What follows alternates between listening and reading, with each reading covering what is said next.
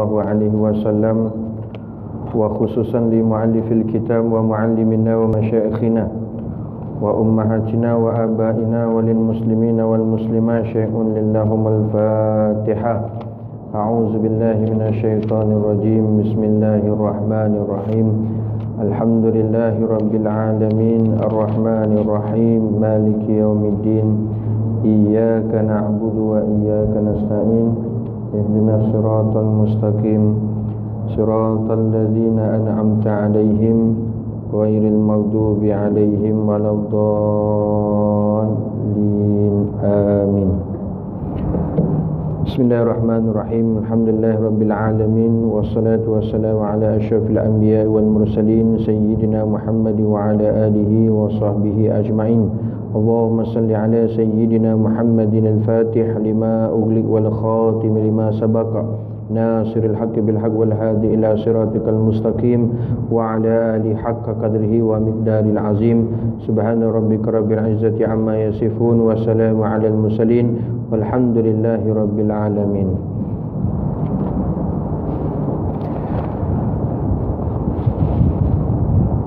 Nahmaduhu wa nusalli wa nusallim ala rasulihil karim sayyidil mursalin wa ala alihi wa sahbihi ajma'in.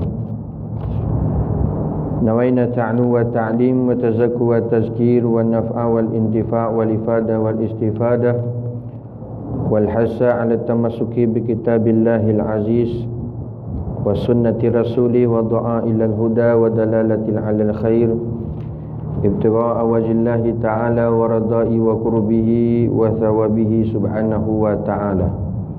Allahumma arhimni bi husni sawa nakmah hatta annahu man sami'a qira'ati wa kalami yasdadu rikatan fi qalbihi in kana qasiya qalba amma ba'du. Wa qala Nabi sallallahu alaihi wasallam man salaka tariqan yaltamisu fihi ilma sahalallahu lahu tariqan ilal jannah. Barang siapa yang menempuh satu jalan untuk menuntut ilmu, maka akan dipermudahkan jalannya menuju syurga Allah Subhanahu wa taala. Sadaqala Rasulullah sallallahu alaihi wasallam. Alhamdulillah, syukur kita kehadirat Allah Subhanahu wa taala. Pada malam ni kita diberikan kesempatan untuk menyambung kembali pengajian kitab Penawar Bagi Hati karangan Syekh Abdul Qadir Al-Mandili rahimahullahu ta'ala. Kita masih lagi dalam fasal yang ketiga pada menyatakan lidah. Betul ya? Yang Jawi muka surat 12 tak? 12 perenggan tu atas.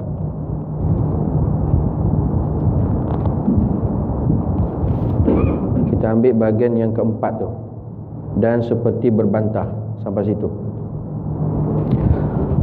Qala Syekh Musannif rahimahullahu ta'ala wa nafa'ana wa iyyakum bi'ulumihi fid darain amin ya rabbal alamin. Dan seperti berbantah-bantah. Berbantah-bantah ni tuan-tuan bertengkar.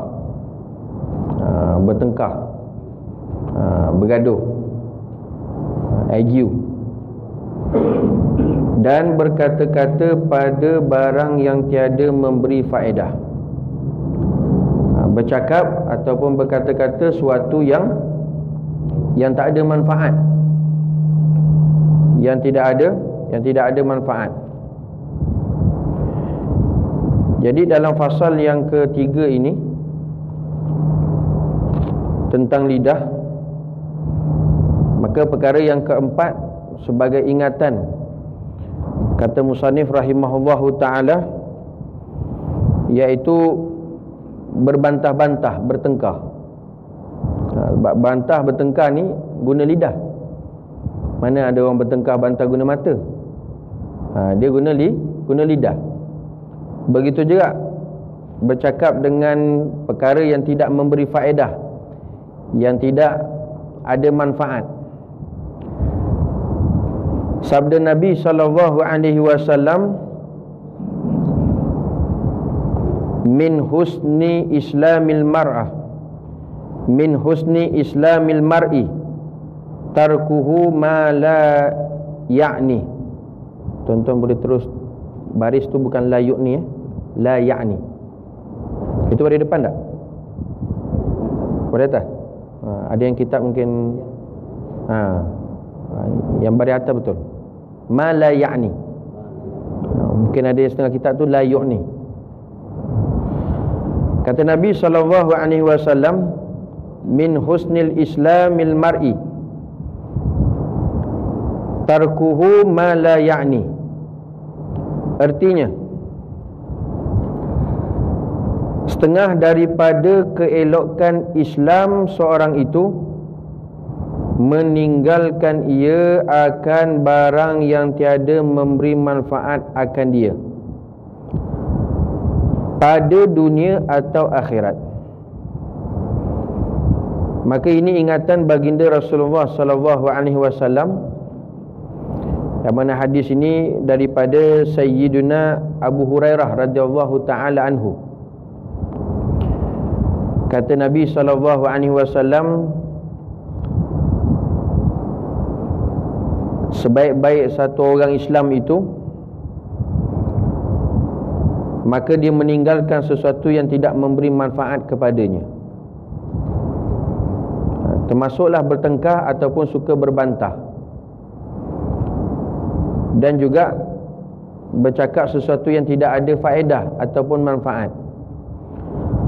Maka sebenarnya termasuk daripada keelokan seorang Islam itu, yang menunjukkan dia tu satu orang Islam yang elok, yang baik, maka dia akan meninggalkan sesuatu mala ya'ni, sesuatu yang tidak ada manfaat kepada dia. Tak ada manfaat ini, tuan-tuan, termasuk manfaat di dunia maupun di akhirat. Termasuklah suka bertengkar, berbantah. Kalau sekadar berbantah, bertengkar untuk tengok siapa yang menang dan siapa yang kalah, maka tak ada faedahnya, tuan-tuan. Ataupun nak tengok siapa yang paling fasih, berhujah, maka dialah orang yang hebat, maka sekadar itu saja yang dia dapat. Mungkin dia di dunia dapat satu sanjungan, satu pandangan yang hebat di kalangan masyarakat, tetapi di dunia tidak ada apa-apa. Maka yang kata manfaat ini, satu orang Islam yang merupakan sebagai keelokan sebagai seorang Islam ni, dia akan meninggalkan perkara-perkara yang tidak datangkan faedah, sama ada faedah dari segi dunia maupun akhirat. Dia akan tinggalkan. Apatah lagi sesuatu perkara tersebut tidak meningkat pun iman dia kepada Allah Ta'ala. Bahkan orang yang suka berbantah-bantah ni, suka bertengkar ni, tuan-tuan, maka boleh menjadi asbab kepada datangnya sifat takabur. Datangnya sifat takabur, sifat sombong. Jauh sekali, tuan-tuan, nak ada sifat untuk melihat kepada kebenaran, melainkan untuk mendapat satu kemuliaan pada pandangan manusia. Apatah lagi jauh untuk dapat meningkatkan iman dia pada Allah Ta'ala. Jauh sekali. Maka orang yang dapat memahami perkara tersebut, sampaikan berkata-perkata yang tidak ada datangnya faedah manfaat yang boleh meningkatkan amal dia, boleh meningkatkan iman dia, maka pasti dia akan tinggalkan. Artinya benda tu sia-sia, sama ada perkara di dunia maupun di akhirat.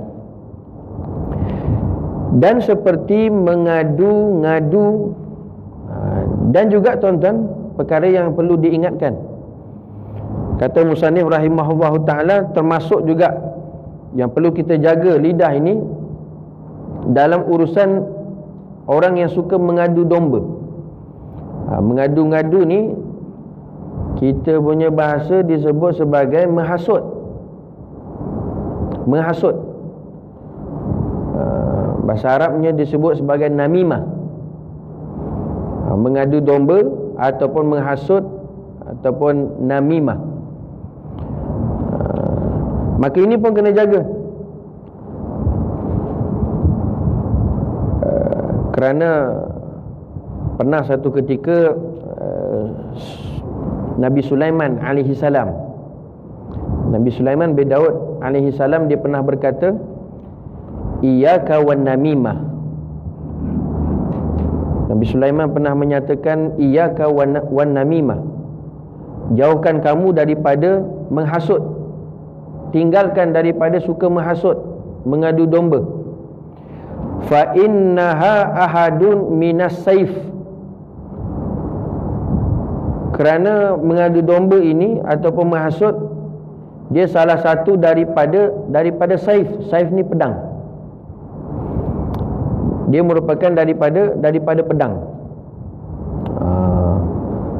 Pedang biasa untuk apa? Untuk bunuh, untuk lawan, tajam pedang. Begitu juga orang suka mengadu domba ni, menghasut ni ibarat pedang. Pasti akan melukakan hati-hati orang. Maka sebab itu diingatkan juga kepada kita supaya jaga hak lidah ni dari segi mengadu domba ataupun menghasut. Kerana sabda Nabi SAW, la yadkhulul jannata nammamun. Kata Nabi SAW, la yadkhulul jannah, artinya tidak masuk ke dalam syurga, tak masuk syurga orang yang mengadu-ngadu. Kata Nabi SAW, la yadkhulul jannah, tidak masuk ke dalam syurga bagi orang yang namam. Namam ni menghasut, orang yang suka mengadu domba. Orang yang mana dalam dunia dia suka menghasut, dia suka mengadu domba. Dia sini hasut, sana hasut, situ hasut, mana-mana tempat dia pergi dia suka hasut. Dia suka hasut. Ini satu dalil, kata ulama, menunjukkan seseorang itu yang suka mengadu domba, suka menghasut, artinya dia sudah dijangkiti satu virus penyakit di hati. Virus, Allahumma salli ala sayyidina Muhammad, mengadu domba ni, virus menghasut ni tuan-tuan, lebih bahaya daripada coronavirus. Dah, coronavirus mungkin boleh dicegah dengan pakai pelitup muka, face mask. Tapi kalau orang ada penyakit suka menghasut ni, mengadu domba, walaupun dia pakai face mask, boleh juga. Dia boleh juga. Tetap juga dia akan menghasut, walaupun orang tak nampak mulutnya, sebab ditutup dengan face mask. Tapi dengan sebab apa? Sebab hatinya telah dijangkiti virus. Virus apa? Suka menghasut. Suka menghasut. Maka kalau tak dicegah ni tuan-tuan, dia akan jadi tabiat, dia akan jadi kebiasaan. Bahkan kalau tak dan nak taubat tuan-tuan sebelum mati, na'udzubillah, maka dia tidak dimasukkan ke dalam syurga. Kerana ini ancaman daripada Nabi SAW, orang yang yang tak dapat jaga lidah dia, yang suka menghasut, suka mengadu domba. Sehingga kan kata Rasulullah SAW, la yadkhulul jannah, tak masuk syurga bagi orang yang namam, orang yang mengadu domba, ataupun orang yang menghasut. Orang yang menghasut. Sebab dalam Quran Allah Subhanahu wa taala menyatakan dalam suratul Qalam, Allah Taala kata, wala tuti' kull halafim mahin. Kata Allah Ta'ala, dan janganlah engkau menuruti kemahuan orang yang selalu bersumpah lagi yang hina. Hammazim masya'im binamim, yang suka mencaci. Allah Ta'ala tegur, jangan kamu ikut perangai yang macam ini, yang gunakan lidah untuk bersumpah dengan yang tak betul, Yang suka mencaci, hammazim masya'im binamim, orang yang suka mencaci lagi suka menyebarkan hasutan, menyebarkan fitnah. Itu satu ancaman daripada Allah Subhanahu wa taala. Manna'in lil khairi mu'tadin athim. Bahkan orang yang dijangkiti penyakit virus ni tuan-tuan, penyakit hati ni, bahkan dia suka menghalangi amalan-amalan kebaikan. Orang buat baik dia tak suka. Ni bahaya. Sebab tu ada satu penyakit disebut sebagai penyakit SMS. Apa benda pula tu? Susah melihat orang senang. Bukan SMS tu. Susah melihat orang senang. Senang bila orang susah. Itu SMS. Tuan-tuan, bila ada dalam hati tu senang melihat orang susah dan susah melihat orang senang, itu dah petanda dah tuan-tuan. Itu dah petanda dah, sudah bertapak. Sudah bertapak penyakit hati yang disebut sebagai hasad, dengki. Yang disebut sebagai hasad, dengki. Sebab tu hati-hati. Kalau dok rasa tengok orang senang, dia rasa gelisah saja tuan-tuan, jaga-jaga. Kena mai datang kuliah penawar bagi hati, supaya hati tu dapat ditawar balik. Kalau dok susah tengok orang senang, ataupun dia senang tengok orang susah, dia kena hati-hati tuan-tuan. Bukan mai datang je sampai kena katam. Tak. Sebab bahaya kadang-kadang tuan-tuan, penyakit hati ni orang tak sedar. Orang tak sedar. Sebab itu kata ulama, tak ada seorang pun yang tuan-tuan boleh terlepas daripada penyakit hati melainkan Nabi SAW. Maka sebab itu belajar tasawuf ni wajib. Belajar tasawuf ni wajib. Salah satu daripada ilmu yang wajib dipelajari setiap orang mukallaf. Artinya kalau dia tak belajar, tak selesai tuan-tuan, mati dalam keadaan dosa. Sebelum mati tak selesai ni, ilmu fardu ain ni, ilmu tasawuf ni, mati dia dalam keadaan berdosa. Wa huwa la ya'lamu, sedangkan dia tak tahu. Dia tak tahu. Sehingga kan kata ulama, dia termasuk daripada orang yang melakukan dosa besar, sebab dia tidak mempelajari ilmu tasawuf. Itu kalam daripada Al-Imam Sazuli rahimahullahu ta'ala. Wa man lam yataghalghal fi hazil alim, siapa yang tidak menyibukkan dengan ilmu ini. Ilmu mana? Ilmu tasawuf. Ada setengah orang tuan-tuan, dia pilih-pilih. Dia suka ilmu fiqh, sedap, tahu halal, haram, wajib, makruh, sunat, haram. Sebab apa? Sedap nak bantai orang. Haram je, haram. Dia tak nampak diri dia. Lepas tu kalau fiqh saja tuan-tuan, tak belajar tasawuf, tak belajar tauhid, hati kerah. Hati kerah. Sebab tengok pada kesalahan orang je, dia tak tengok pada kesalahan dia. Lepas tu kata Imam Sazali rahimahullah ta'ala, wa man lam yataghalghal fi hazil ilm, siapa yang tak sibukkan dengan ilmu ini, siapa yang tak pelajari ilmu tasawuf ini, mata musiran ala kabair, dia akan mati dalam keadaan dosa besar. Bukan dosa kecil tuan-tuan, dosa besar. Kerana apa? Kerana satu orang pun tidak terselamat daripada penyakit hati. Pak Ustaz ke, Tok Kadi ke, Tok Mufti ke tuan-tuan, Tok Siak ke, Kiai, tak. Sebab kita bukan maksum. Kita bukan maksum. Pasti kadang-kadang ada sedikit terdetik pada hati sesuatu perkara yang sebenarnya itu daripada sifat mazmumah. Wa huwa la ya'lam, sedangkan dia tak tahu. bahawa dia telah melakukan dosa besar dan dia tak sempat untuk mempelajari ilmu tasawuf, sehingga bertapaklah walaupun satu saja tuan-tuan penyakit hati. Maka sebab itu jangan kita terlupa tuan-tuan, ataupun terpedaya dengan suasana keadaan hari ini sehingga kan kita meninggalkan mempelajari ilmu yang wajib. Salah satunya ilmu tasawuf, ilmu tasawuf. Sebab itu nak kita bersihkan hati. Dan bila mana kita hati bersih, tak lain dan tak bukan, itu salah satu asbab untuk kita dapat berjumpa, melihat baginda Rasulullah sallallahu alaihi wasallam ketika dalam mimpi.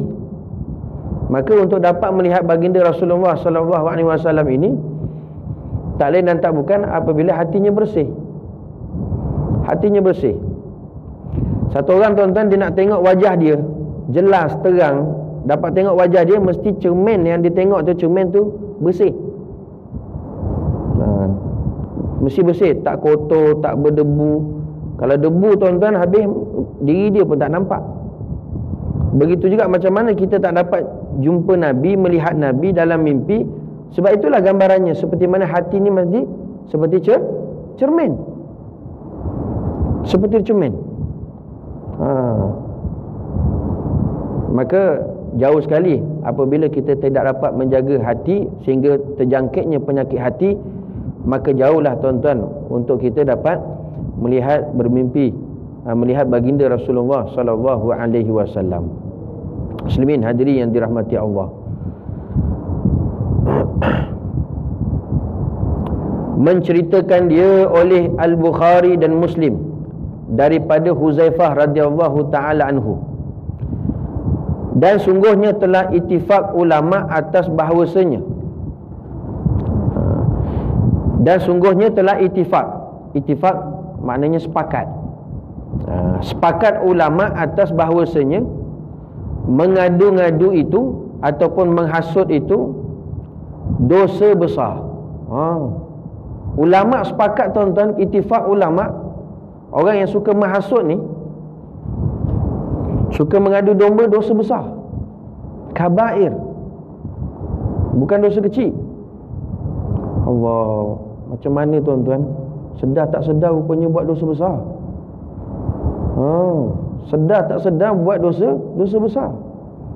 Dia ingatkan dia tak berzina, dia tak minum arak, dia tak berjudi, artinya dia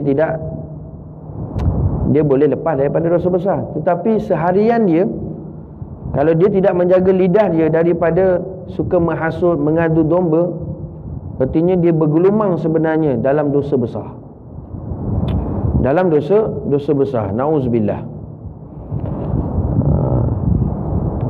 Ini yang sangat berbahaya tuan-tuan, kita dalam tidak sedar, iaitu memindahkan perkataan setengah manusia kepada setengah. Menghasut ni, mengadu domba, kata ulama, dia pindahkan perkataan satu orang kepada satu orang lain. Artinya dia ambil kalam orang ni, dia bawa pada cakap dengan orang ni. Itu maksudnya memindahkan. Sebab apa? Kerana tujuan membinasakan antara mereka itu. Dia ambil cakap orang ni, dia beritahu si A ni, kau tahu si B tadi dia cakap engkau apa? Padahal yang dia dah cakap tadi dah deal lah. Ni rahsia tau. Ni rahsia. Ingat, biar pecah di perut, jangan pecah di mulut. Mulut takkan pecah, perut takkan pecahnya, mulut dia pecah. Dia ambil cakap orang ni tadi, kau tahu dia cakap apa tadi? Tujuan dia apa? Nak supaya gaduh, berbantah, membinasakan, masuk kat situ, berkelahi, bermusuh di antara satu sama lain. Muslimin hadirin yang dirahmati Allah Subhanahu wa taala. Satu ketika tuan-tuan, Nabi sallallahu alaihi wasallam lalu depan satu perkuburan.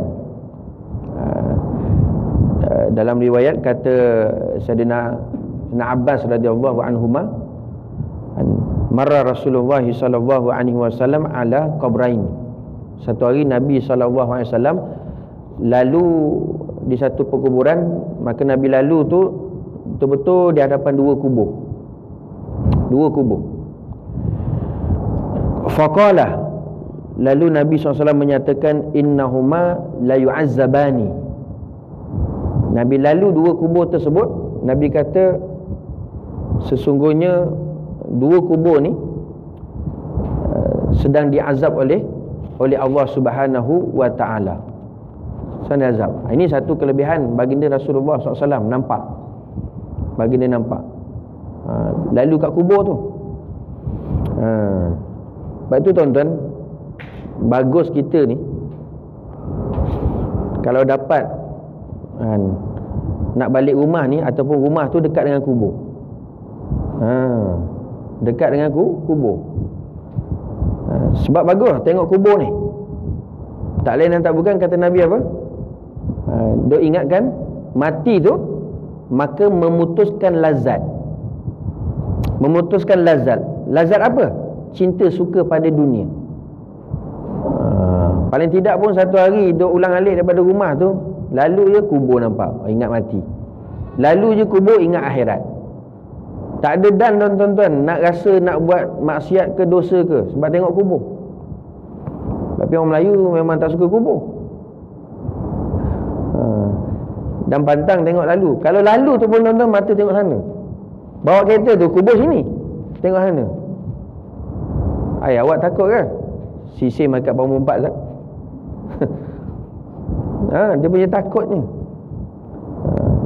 Itu Nabi SAW lalu depan dua kubur tu, Nabi kata la yu'azzabani, bahawa dua kubur ni, yang duduk dalam kubur tersebut, dia sedang diazab oleh Allah Subhanahu wa taala, diseksa oleh Allah Taala.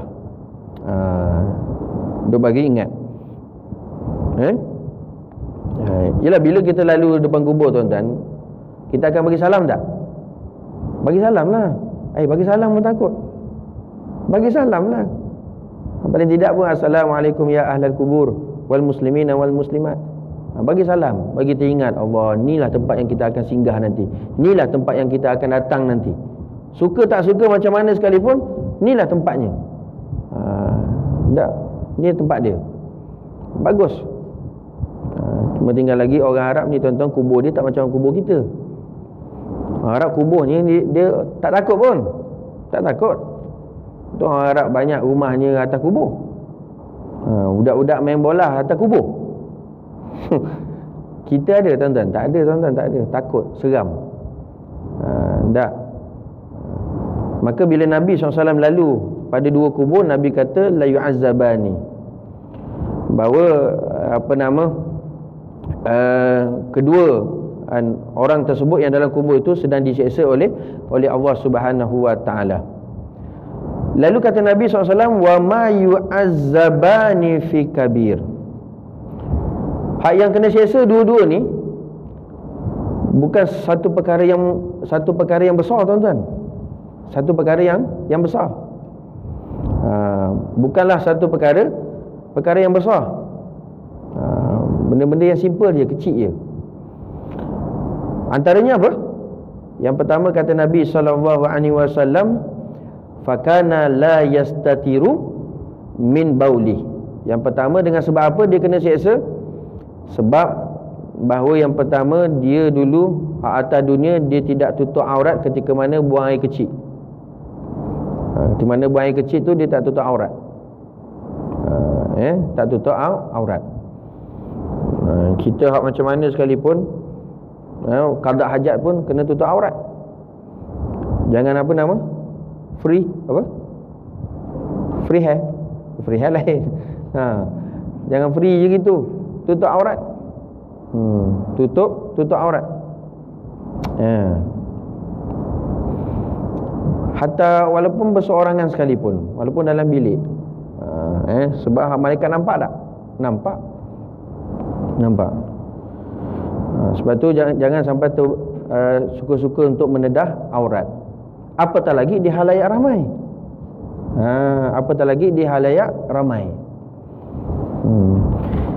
Saya mengaji dulu tuan-tuan, kalau kat Mesir tu, perangai antaranya setengah-setengah orang tu, dia suka buang air kecil dekat luar. Maksudnya dekat luar tu dekat orang ramai lah. Kat dinding-dinding, tembok-tembok, meleleh banyak tuan-tuan. Meleleh banyak. Saja je, tak ada rasa malu pun. Dekat sana orang yang buat begitu, dia tak aib, dia tak malu. Tetapi yang melihat tu malu. Beza. Awal-awal main saya datang dulu, saya kata apa benda dia buat kat dinding tu. Satu berjemaah tu. Kita main datang tengoklah apa benda. Kali tengok Allah. Dia tengah kada hajat. Maka dia tegur oleh orang Arab. Dia kata, aib. Dia tegur saya masa tu, dia kata aib, jangan tengok. Saya kata, bukan kita buat, dia yang buat. Patutnya dia buat, dia malu, aib. Tapi tak, sana orang yang buat tu tak malu, tak aib. Tapi siapa yang tengok tu aib. Tengok tu aib. Jadi kena jaga, jangan sampai la yastatiru, terbuka aurat kita tak kala mana mim bauli, kata Nabi SAW, dia tu diazab ketika mana di atas dunia dulu, terdedah auratnya ketika mana buang air kecil. Jaga aurat. Muslimin hadirin yang dirahmati Allah. Sebab tu ulama ajar tuan-tuan, satu doa supaya kita menutup pandangan-pandangan jin dan sebagainya, supaya tidak melihat aurat kita. Kadang-kadang aurat tu dibuka, dia pun nampak lah tuan-tuan. Dia pun nampak pun terkejut. Dah. Sebab tu kena tutup pandangan dia supaya jangan dia lihat aurat kita. Hatta dalam tandas sekalipun, dalam bilik air, hatta dalam bilik sekalipun. Tutup tuan-tuan pandangan dia. Apa doa dia? Bila mana kita nak buka pakaian, aurat kita terdedah, supaya golongan ini tak dilihat, maka tuan-tuan baca Bismillahillazi la ilaha illahu. Masa nak buka tu pakaian tu, baca Bismillahillazi la ilaha illahu. Tuan-tuan boleh ikut? Bismillahillazi la ilaha illahu. Sekali lagi, Bismillahillazi la ilaha illahu. Dengan nama Allah, tiada Tuhan yang disembah melainkan Dia yang ini Allah Subhanahu wa ta'ala. Masa nak buka pakaian tu, kan semua buka pakaian, supaya bila mana terdedah aurat tu, golongan jin dan sebagainya, supaya tidak dilihat, kita tutup pandangan dia, maka dibaca, insya-Allah tuan-tuan, dia tak akan melihat. Dia tak akan dapat melihat. Apa bahasa mudah cakap, macam jadi apa ni? Alimunan. Lebih kurang lah tu. Tapi jangan pula keluar daripada rumah baca tu Bismillahirrahmanirrahim la ilaha illallah tapi tak pakai baju. Orang nampak tuan-tuan, jin yang tak nampak. Hak manusia tu nampak. Ni amalkan tuan-tuan. Saya ijazahkan untuk amalkan, insya-Allah. Sebab kabil tu. Muslimin hadirin yang dirahmati Allah. Sebab penting. Kena ajar pada suami, pada isteri, anak-anak. Jangan boleh suka-suka dedah aurat. Bagi kita tak nampak dia nampak kita. Tak. Itu yang boleh timbul, dipanggil sebagai asyik ataupun jin asyik.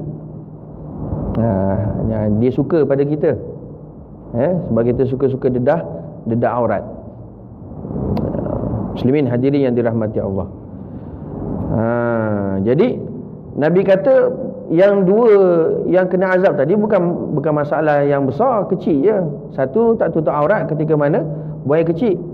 Wa amma haza fakana yamshi bin namimah. Yang kedua tuan-tuan, dia kena azab sebab apa? Sebab dia suka sangat mengadu domba. Dia suka sangat menghasut. Ambil cakap orang sini, mengadu domba. Atas dunia dulu dia suka menghasut. Maka sebab itulah dia diazab oleh Allah Subhanahu wa ta'ala. Sebab itu Nabi kata la yadkhulul jannah namam. Maka tak masuk syurga bagi orang yang suka mengadu domba. Mengadu domba. Jadi ittifaq sepakat ulama bahawasanya mengadu itu dosa besar, iaitu memindahkan perkataan setengah manusia kepada setengah, kerana tujuan membinasakan antara mereka itu dan menjadikan mereka itu berkelahi. Tak ada kerja lain, agak seronok agaknya. Seronok tengok orang bergaduh. Itulah yang tadi, penyakit SMS tadi. Suka tengok orang susah, senang tengok orang susah lah. Senang tengok orang susah. Itu bahaya. Tak lain tak bukan untuk mereka ni berkelahi. Berkelahi antara satu sama lain.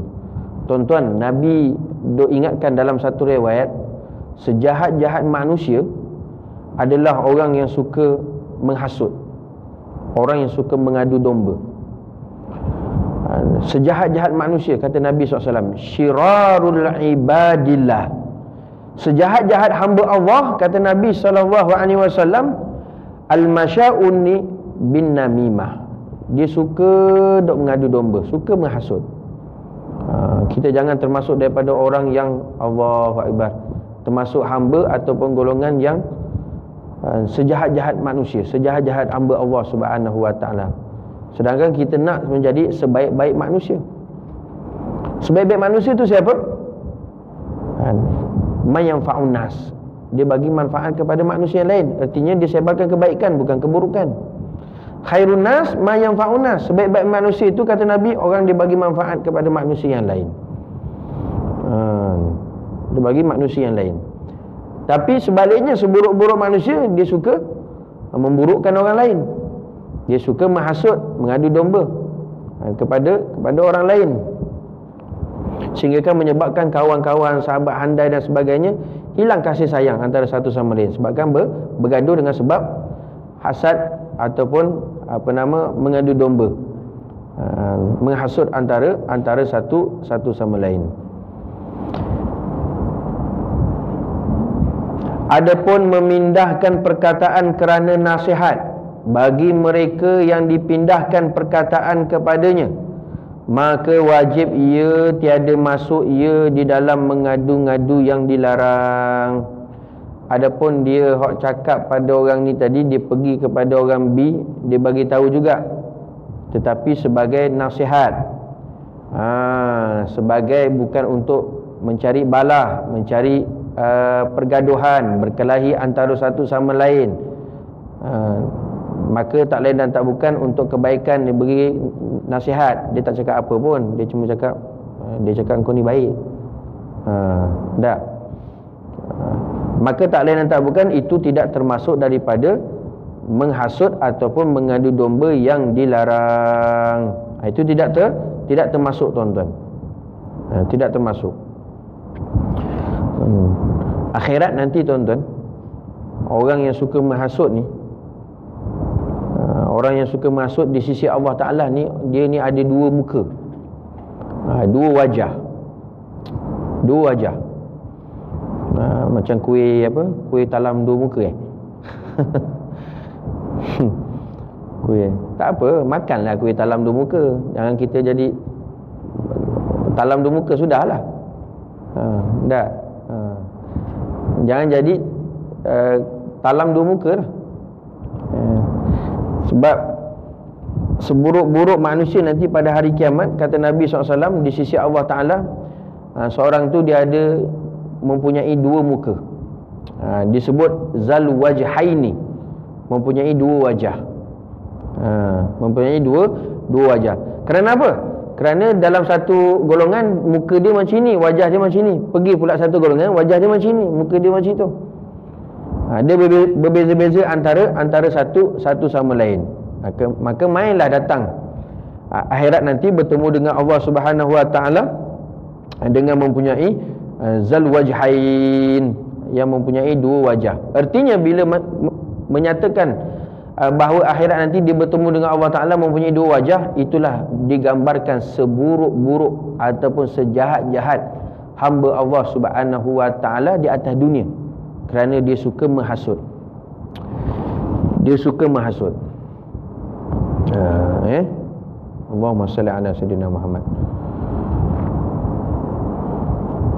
Dan ketahui olehmu bahawasanya lidah itu sebaik-baik anggota.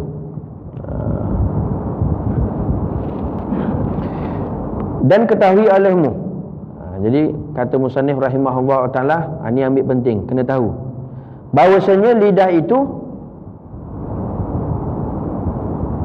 sebanyak-banyak anggota. Tulisan situ betul?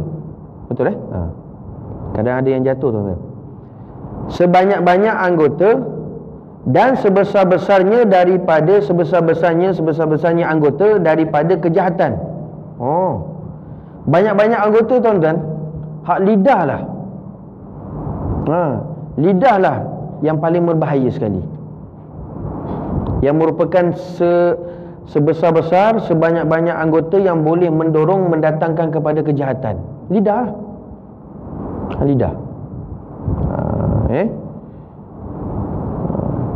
Lagi perkara yang tidak benar, yang tidak betul.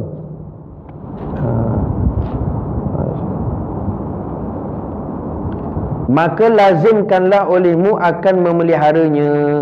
Jadi kaedahnya apa kata ulama? Kalau dah tahu bahawa lidah ni boleh mendatangkan kejahatan, keburukan yang besar, bahaya lidah ni, maka lazimkanlah, mestikanlah untuk dijaganya. Jaga lidah tu, supaya jangan sampai setiap hari kita ada mengelak daripada penyakit suka menghasut ataupun mengadu domba. Ini bahaya. Kena lazimkan, kena biasakan. Sebab apa tuan-tuan? Kalau satu-satu amalan buruk ni, dia akan menjadi habit, akan menjadi tabiat. Bila mana sesuatu perkara yang buruk ni dia buat, dia ulang-ulang. Apatah lagi perkara tersebut diulang-ulang sebanyak melebihi daripada 40 kali ataupun 40 hari. Tak ada kerja lain, straight je tiap-tiap hari, 40 hari berturut-turut, suka menghasut. Suka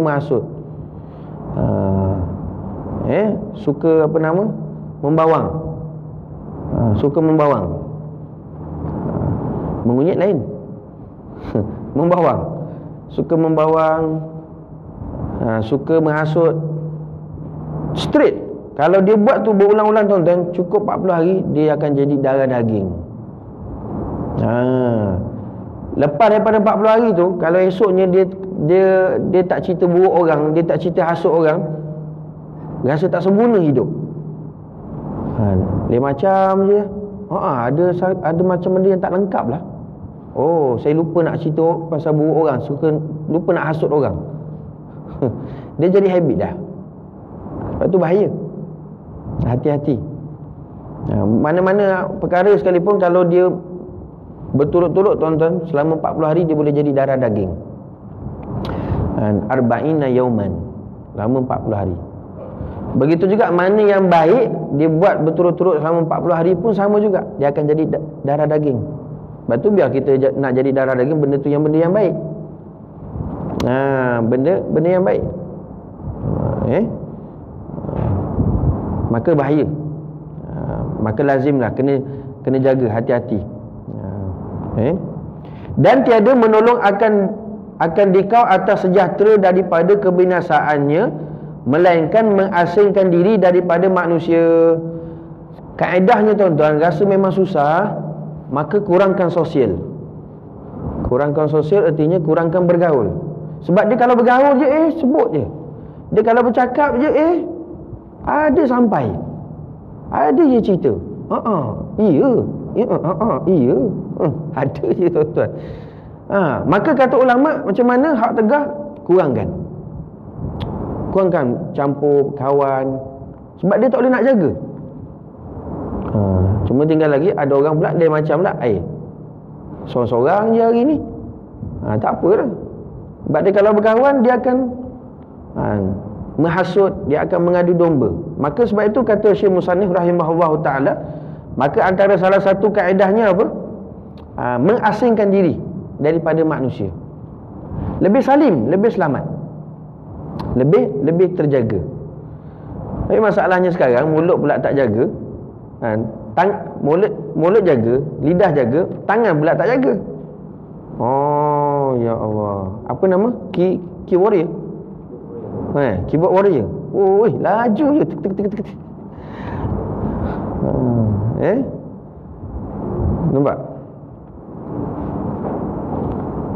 Sebab tu bahaya. Walaupun mulut tak bercakap, tapi tangan berkata-kata.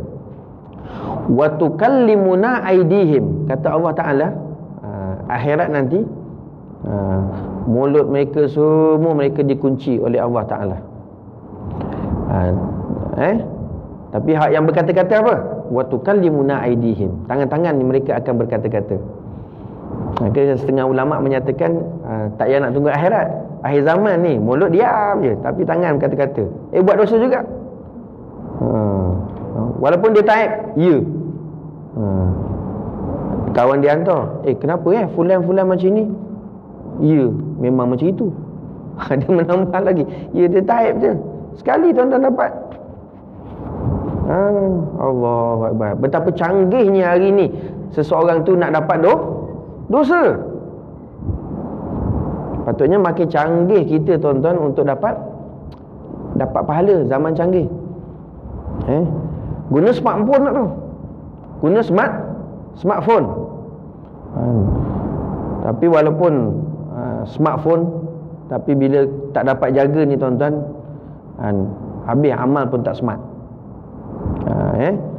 Makin bertambah dosa kita kepada Allah Subhanahu wa ta'ala. Ini cuba asingkan diri daripada manusia dan mengekalkan diam. Yang kedua, kaedah macam mana?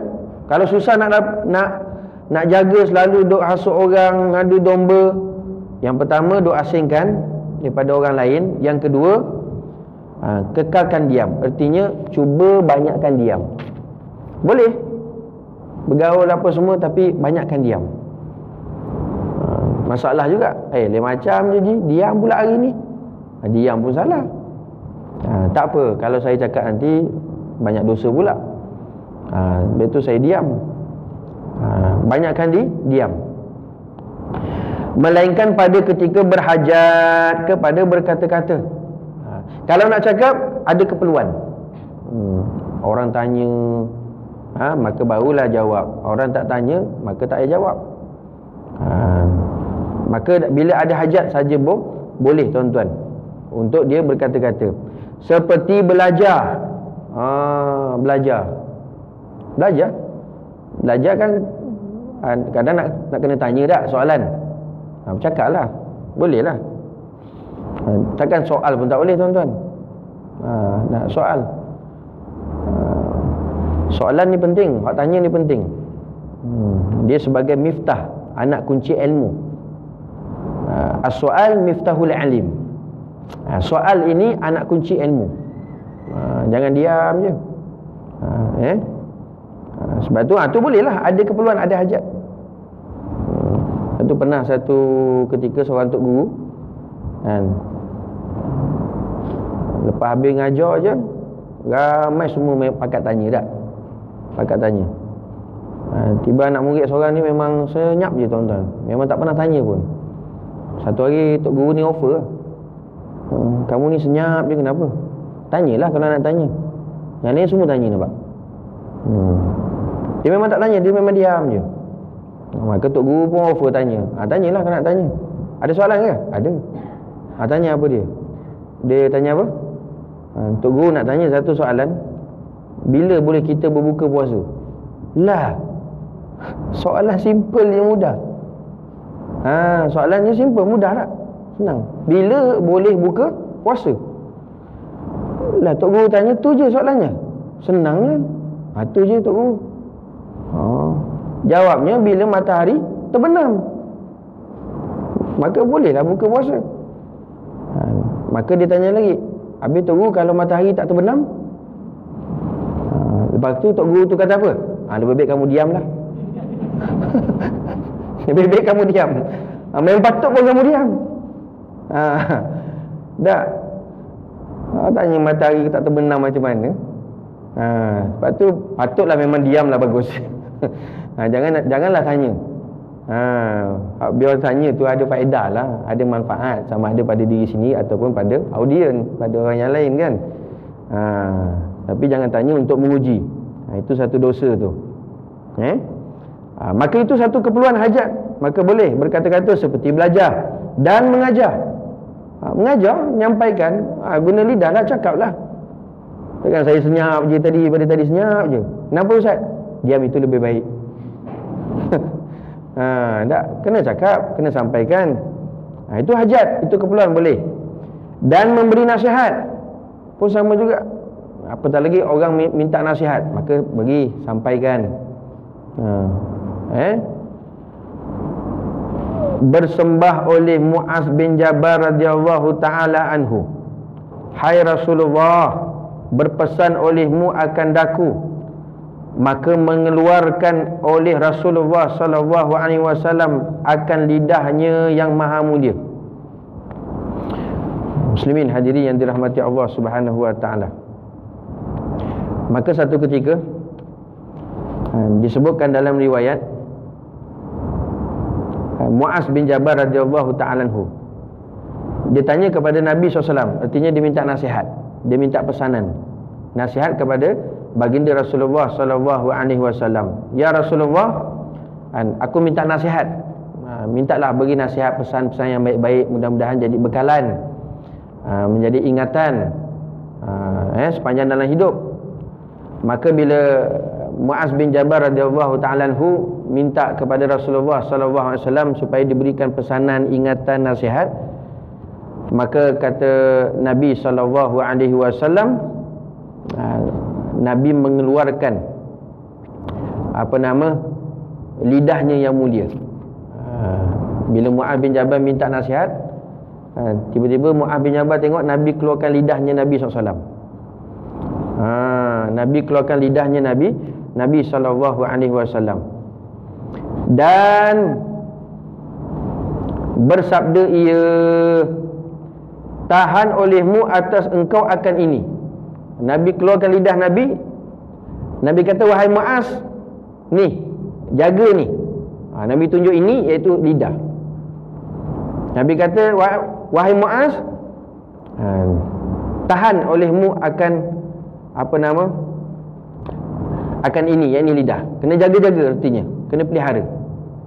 Bahaya. Artinya lidah engkau yang seperti lidah aku ini. Sama juga lidah tu.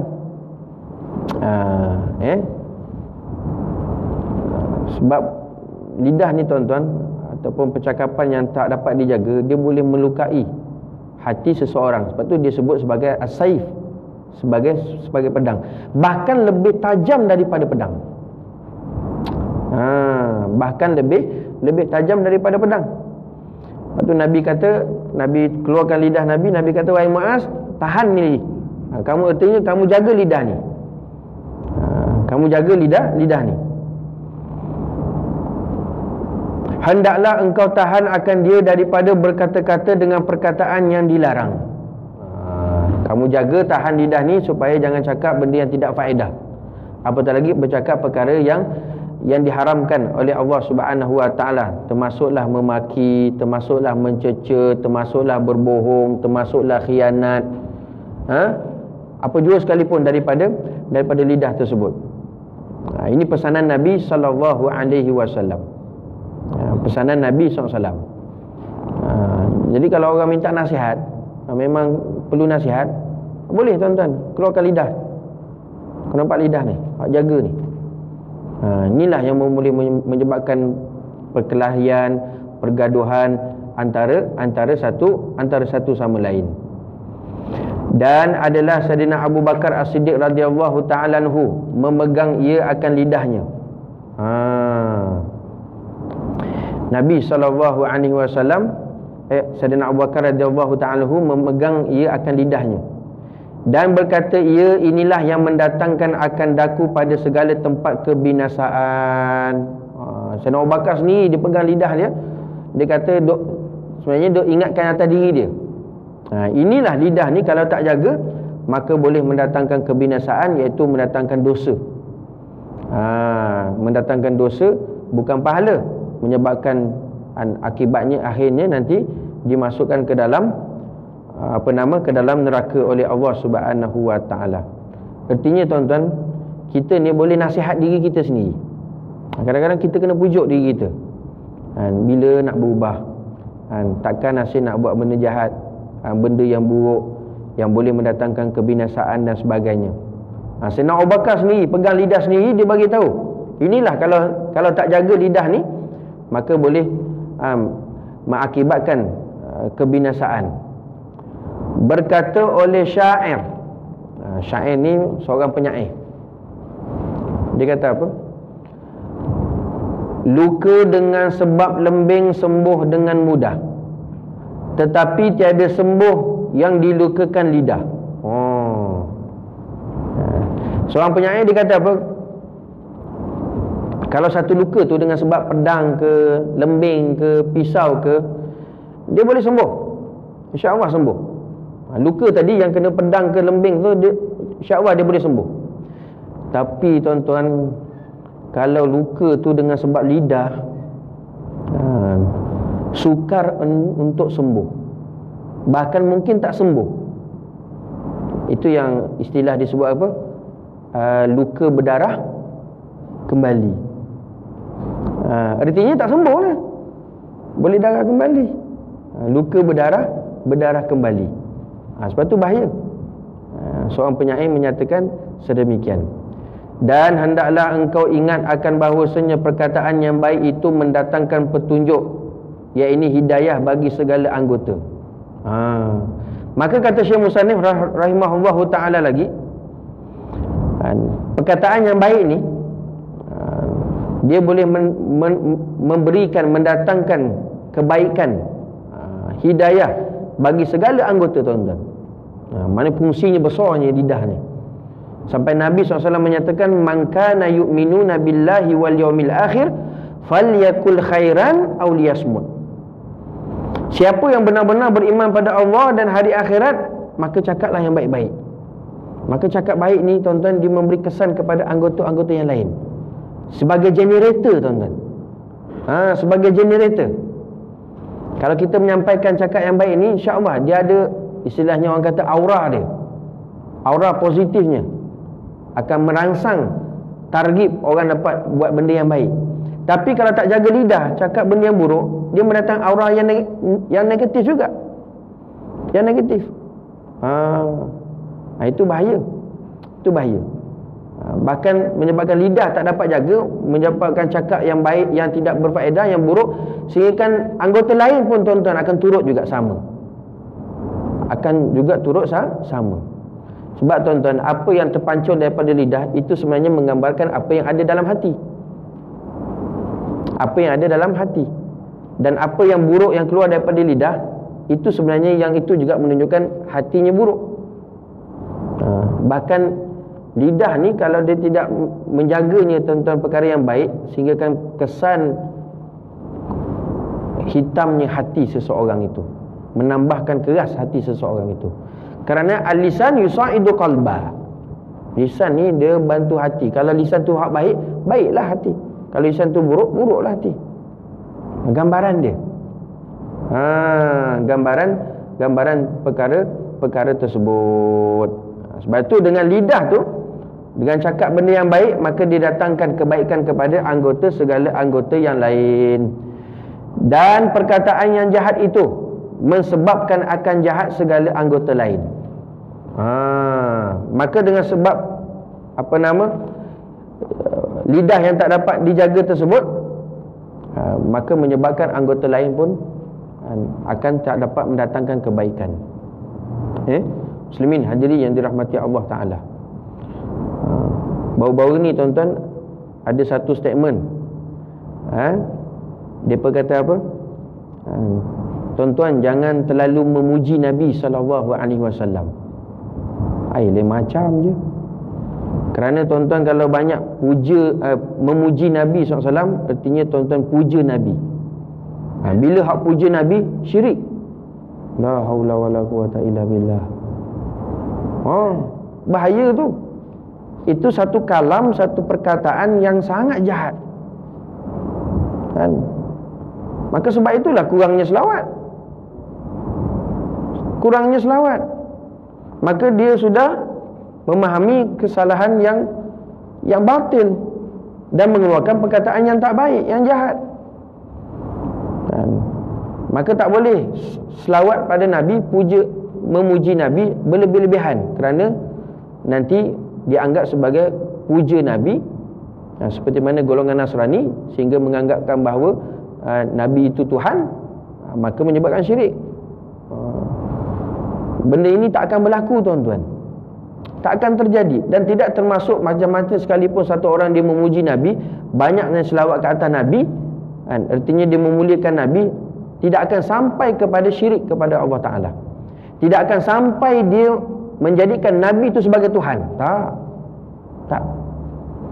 Sebab apa? Nabi SAW sendiri menyatakan, aksiru, kalian perbanyakkan selawat ke atas Nabi. Banyakkan selawat ke atas aku. Banyak, tuan-tuan. Nabi suruh banyakkan. Bukan jangan banyakkan. Banyakkan. 100, 200, 1000, 2000, 5000. Banyak. Takkan sampai darjat sampai kita menjadikan Nabi itu Tuhan. Apatah lagi syirik. Na'udzubillah. Kadang-kadang bingung kita, tuan-tuan, fikir, macam mana boleh macam ini? Kita pun bingung. Sebab dia bingung. Geram, tuan-tuan. Sebab ya Allah, disebarkan dalam YouTube, dalam ceramah. Ya Allah. Apa matlamat, tuan-tuan? Supaya orang jangan sambut maulid. Dalam maulid ada selawat tak? Selawat. Jangan banyak-banyak selawat. Itu macam puja Nabi. Sedangkan Nabi kata aksiru, banyakkan selawat. Banyakkan selawat. Allah, ditipu syaitan, tuan-tuan. Kan? Ditipu syaitan. Maka satu ketika satu orang ulama, tuan-tuan, dia cerita, satu orang perempuan tua di Syria. Kalau tak saya di Syria. Satu orang perempuan tua dah, menangis teresak-esak.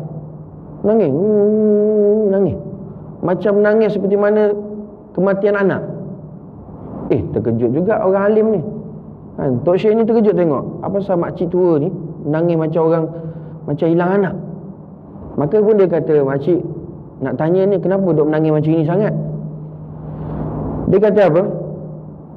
Saya duk nangis ni sebab dah 3 hari dah saya tak dapat mimpi jumpa Rasulullah SAW. Dah 3 hari dah tak dapat mimpi melihat Nabi SAW, berjumpa dengan Nabi SAW dalam mimpi. Dah 3 hari dah. Dah 3 hari.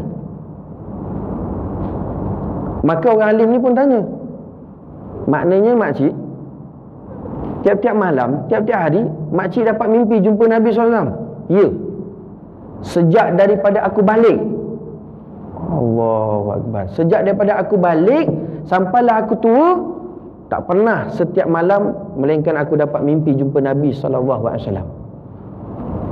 Masya Allah, tabarakallah. Tuan-tuan bayangkan, tiap-tiap malam sampai dia dah tua, cuma tinggal lagi 3 hari ke belakang ni, tak dapat jumpa mimpi jumpa Nabi SAW. Sebab tu aku menangis. Masya Allah. Kita saat ni, tuan-tuan, tak dapat jumpa lagi, nangis tak? Nangis tak, tuan-tuan? Jauh tak lagi dengan kasih cinta pada Nabi SAW. Bila orang alim ni tanya, dia boleh dapat mimpi jumpa Nabi tiap-tiap malam ni, terus dah dapat detect dah, tuan-tuan. Tak lain tak bukan amalan selawat. Amalan selawat. Terus orang alim tanya ni, cuma nak tanya makcik, satu hari berapa kali makcik selawat kepada Nabi SAW? Sebab tak ada jalan lain, tuan-tuan, wasilah dengan jalan selawat. Maka terus orang alim tu tanya, berapa satu hari makcik selawat pada Nabi SAW? Apa makcik tua ni jawab, tuan-tuan? Satu hari tak kurang daripada 15,000 kali selawat pada Nabi SAW. Bukan 15 kali tuan-tuan, tidak kurang daripada 15,000. 15,000. Sambil ngemah rumah selawat, sambil lipat baju selawat, sambil basuh baju selawat, sambil masak selawat. Selawat tidak kurang 15,000. Maka orang alim ni dengar tuan-tuan, padanlah. Kalau 10,000 pun 15,000 dah. Memanglah tuan-tuan, kan, memanglah satu jalan wasilah. Tiap-tiap malam tu biasalah boleh dapat jumpa mimpi berjumpa Nabi SAW. Kita nak harapkan baru 15 kali tuan-tuan, nak harap malam tu dapat jumpa mimpi Nabi, jauh lagi dah, kan. 15,000 tuan-tuan. Macam boleh? Boleh, insya-Allah, tak ada masalah. Dalam kereta selawat, naik motor selawat, tak 15,000. Maka padanlah makcik tua tu boleh mimpi tiap-tiap malam jumpa Nabi SAW. Cuma tinggal lagi tak tahu kenapa 3 hari. Cuma poin dekat situ nak nyatakan apa? Dengan sebab memperbanyakkan selawat, ada sampai menyatakan Nabi itu sebagai Tuhan? Tak ada. Sampai merupakan amalan syirik? Tak ada. Kalau tidak, mana mungkin dia dapat jumpa Nabi SAW? Maka sebab itu kalau ada yang menyatakan bahawa tak boleh berselawat atas Nabi banyak-banyak, dikira sebagai puja Nabi sehingga menaikkan, mengangkat Nabi sebagai Tuhan dan syirik, itu satu perkataan yang jahat tuan-tuan. Dan pasti tuan-tuan bahawasanya segala anggotanya, hatta mulut sekalipun, dia tidak akan mudah untuk dapat selawat ke atas baginda Rasulullah sallallahu alaihi wasallam. Sebab tu kesan duk lidah tu kalau tak dapat jaga, maka dikesan kepada anggota-anggota yang lain. Telah menceritakan oleh Abu Sa'id Al-Khudri radhiyallahu ta'ala anhu, bahawasanya manusia itu apabila berpagi-pagi bersegera oleh segala anggota semuanya kepada lidah, dan berkata semuanya baginya, bagi lidah, menuntut oleh kami akan dikau dengan nama Allah. Semua anggota ni tuntut tuan-tuan pada lidah. Pagi-pagi ni tiap-tiap hari, bahawa engkau betul atas petunjuk.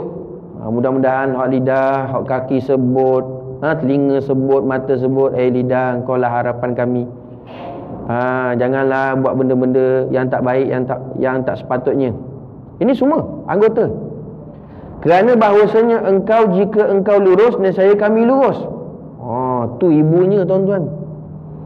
Dan jika engkau bengkok, nescaya kami bengkok. Maka lidah tak dapat jaga, mata, telinga pun sama juga.